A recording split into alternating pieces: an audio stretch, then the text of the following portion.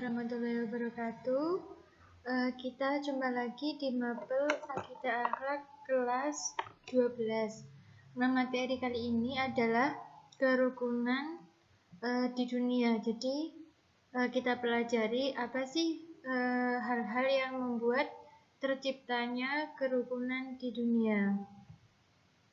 Yang pertama, ada resepnya, ada 4 resep di situ. Hal-hal yang membuat terciptanya kerukunan di dunia. Yang pertama itu adalah tasamuh atau toleransi, kemudian ada musawah atau sama derajat, kemudian ada tasawud atau moderat, kemudian ada ukhuwah atau persaudaraan. Nah, kemudian di sini yang pertama adalah tasamuh atau toleransi, dengan pengertiannya adalah yang pertama, kata tasamuh diambil dari kata samaha, berarti tenggang rasa atau toleransi. Secara istilah, tasamuh berarti sikap akhlak terpuji dalam pergaulan, di mana terdapat rasa saling menghargai antara sesama manusia. Kemudian, tasamuh memiliki makna lain, yaitu bersikap menerima dan damai terhadap keadaan yang dihadapi.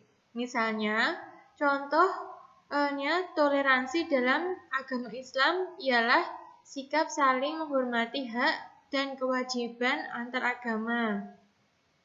Kemudian, toleransi dalam agama Islam, konsep tasamuh yang ditawarkan oleh agama Islam sangatlah rasional dan praktis, tidak terbelit-belit. Namun, ketika berhubungan dengan hal-hal yang dianggap sebagai dasar, keyakinan dan ritual, agama Islam tidak mengenal kompromi. Contohnya, ketika ada hari-hari besar agama lain, Nyepi misalnya untuk agama Hindu, kita menghormati, ada hari Nyepi, tetapi kita tidak ikut melakukan ritualnya atau tidak mengikuti acara pada hari besar agama lain itu tidak boleh ya. Nah, selain toleransi, resep yang membuat kerukunan dunia yang kedua adalah persamaan derajat atau musawah.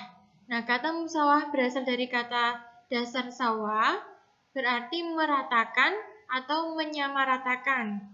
Kemudian kata musawah secara bahasa berarti kesamaan atau ekualitas. Sedangkan secara istilah, musawah adalah sikap terpuji di mana memandang bahwa setiap manusia memiliki harkat dan martabat yang sama. Jadi, manusia itu sama di hadapan Allah, kecuali yang membedakan itu adalah tingkat keimanannya. Kemudian, musawah dalam Islam, menurut Muhammad Ali Al-Hashimi, dalam kitabnya Manhaj al-Islam fi al-Adalah wa al-Musawah, ada beberapa hal yang berkaitan dengan prinsip musawah dalam ajaran agama Islam. Di buku paket sudah ada di situ. Kemudian saya sertakan 3 contoh di sini. Yang pertama adalah persamaan adalah buah dari keadilan agama Islam.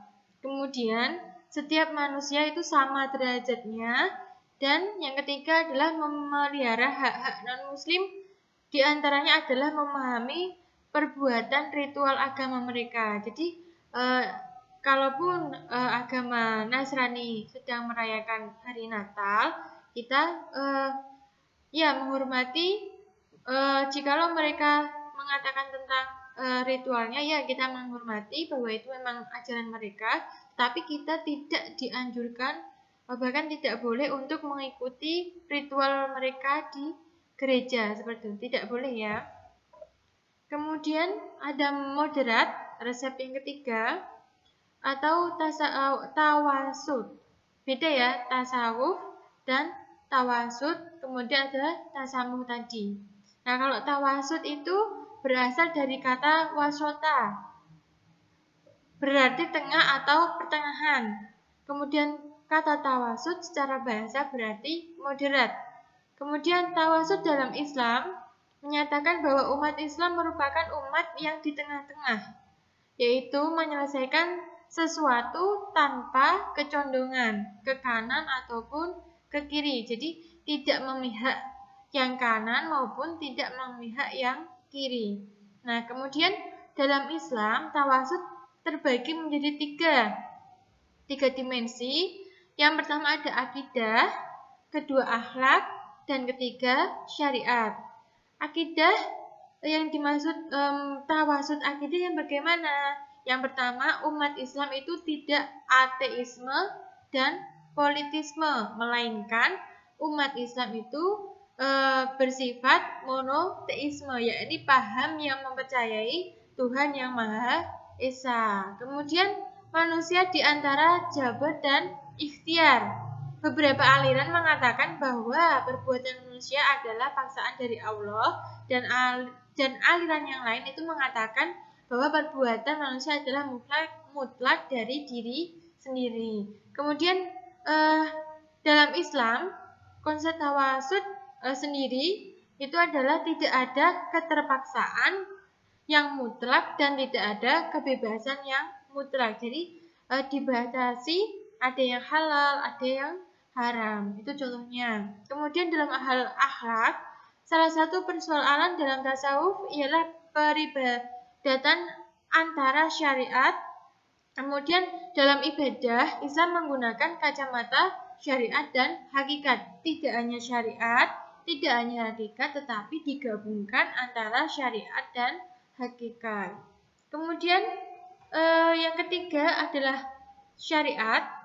Persoalan yang muncul pada dimensi syariat adalah antara kemaslahatan individu dan kolektif. Nah, dalam hal ini Islam berorientasi pada terwujudnya kemaslahatan induktif dan kemaslahatan bersama. Jadi tidak hanya mementingkan individu, tetapi juga mementingkan kemaslahatan bersama.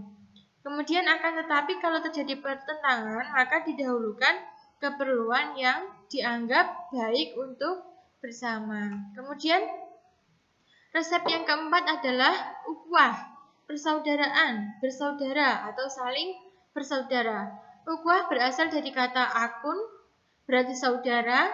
Kata ukhuwah secara bahasa berarti persaudaraan.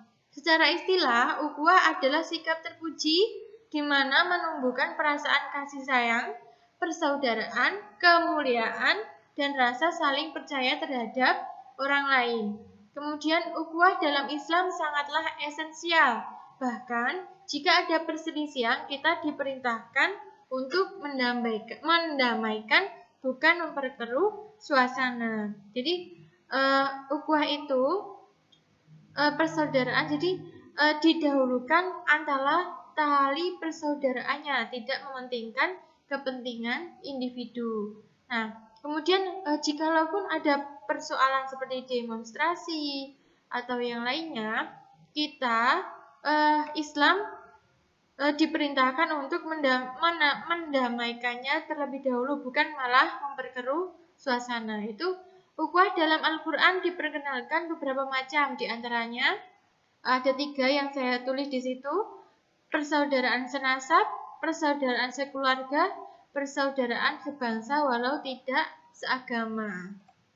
Nah, lebih lengkapnya itu bisa dibaca di buku paket.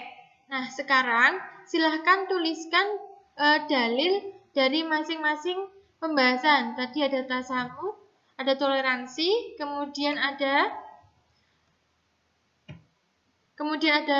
musawah, tasawuf, dan ukhuwah. Jadi silahkan nanti ini ditulis masing-masing satu dalil saja. Boleh dari Al-Quran, boleh dari hadis. Kemudian itu kan ditulis di buku tulisnya. Nah, silahkan dihafalkan. Karena besok bisa saja saya tagih hafalannya. Jadi tidak langsung dihafalkan hari ini, tapi silakan dihafalkan dulu, ditulis dulu, kemudian dihafalkan dulu, karena mungkin besok bisa saja saya tagih untuk hafalannya. Jika ada pertanyaan bisa disampaikan. Terima kasih. Wassalamualaikum warahmatullahi wabarakatuh.